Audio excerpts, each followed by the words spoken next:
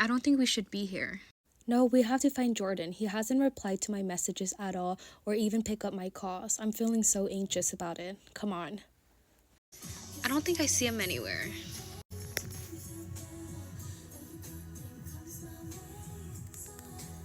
You shouldn't be feeling so anxious, Jenny. This is just a house party, and he already assured you that there will be nothing going on. He's just here to have fun.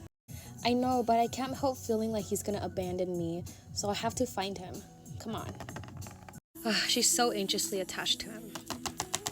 Jenny, I don't know about this. I think you should trust Jordan more. He already texted you before he left. I know he already assured me, texted me about what he was gonna do at this party and where he was gonna be, but I still can't help but feel very anxious whenever he is not replying to my messages or calls.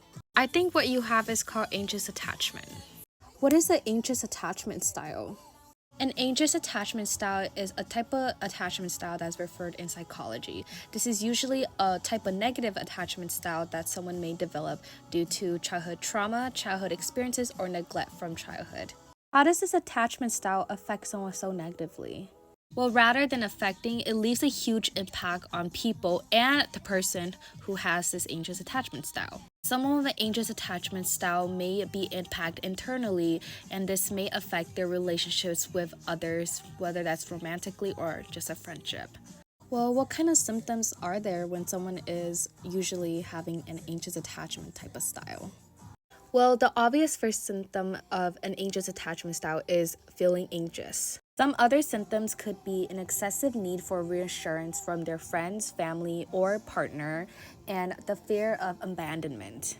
Other symptoms can also be difficulty with boundaries. So, for example, when you develop an anxious attachment style, or if you have this attachment style, you are extremely distressed when you're separated from your partner, friend, or family. Anxious attachment style is usually shown more in relationships. There's also continuous insecurity and doubts in a relationship or friendship if you have this type of attachment style. How was this type of attachment style introduced originally? Well, originally a psychologist by the name of John Bowlby introduced this type of attachment style around 1950 to 1971. He didn't refer anxious attachment styles to romantic relationships, rather he studied it for development. He studied different families and especially the kids within these families to see how they interact with their guardians. Bowlby explains in his theory of anxious attachment style that when someone is usually neglected from childhood or having to fed on their own, meaning that most of the time they are ignored when they are crying or they are trying to express something emotionally but they are ignored, they develop an anxious attachment style. Another very famous psychologist that worked on this was Mary Ainsworth. She actually had a collaboration with Bowlby to further develop the theory of anxious attachment styles.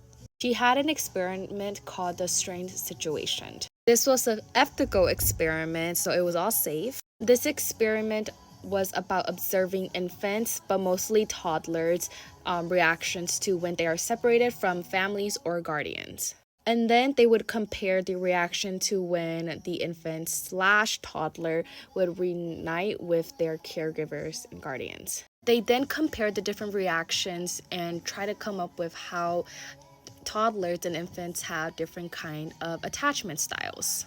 Those who usually cried more and continue to cry would be sorted into as anxious. And they theorized that when these infants or toddlers grow up, they will develop this anxious attachment not just towards their family anymore, but towards their romantic partners. So what can I do to get rid of this, or how can I help myself? An anxious attachment style or any attachment style in general is not something that you just get rid of. It doesn't just disappear in like a day. Usually these type of attachment styles, these negative ones, are from childhood. So most of the time people would do therapy, and if it's a couple related, then they would do couples therapy. So should Jordan and I do couples therapy then? I would highly suggest communicating that first and obviously talking to him. I know and understand how hard that can be. Communicating and actually talking to him about your feelings, so expressing yourself, can be very, very hard, and that's understandable. But truly by doing that, you will not only allow him to see how you feel, but you will help him acknowledge that. Okay, thank you. I think I'll go talk to him now. Oh, hi, Jenny. Hi, Jordan. I'm really sorry. I know I'm not supposed to be here tonight. No, that's okay. Is everything all right? You look very distressed.